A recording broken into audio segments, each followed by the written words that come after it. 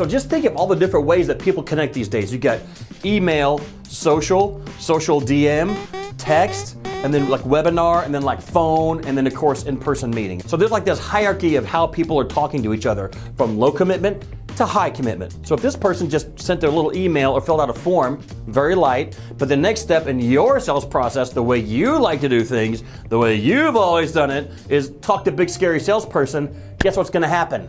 Nothing. So the stair step that they started with and your big stair step you want them to go to next, it's too big. That's why they're not responding to you, not replying to your email, they're not listening to your voicemails.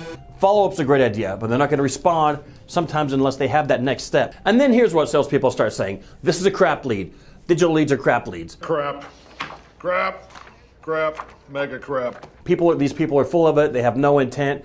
But you know what? You're not playing their way, so it's kind of your fault. It wasn't my fault, I swear to God! So what if there was an intermediate step, okay, between the really small one and the big scary salesperson, and that intermediate step, you send them a video.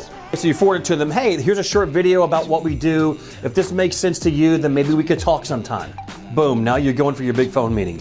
It's gonna let them spend a minute or two understanding your value on a much deeper level, and if it does work, then ding, light bulbs. Yeah, I probably should talk to these people. These people aren't so scary. I didn't know that they do exactly what we need from the one little web page that I saw, but the video said, and now I get it. And so, boom, suddenly you've made a way that they can stay anonymous, not talk to you yet, but understand on a much deeper level your value to them.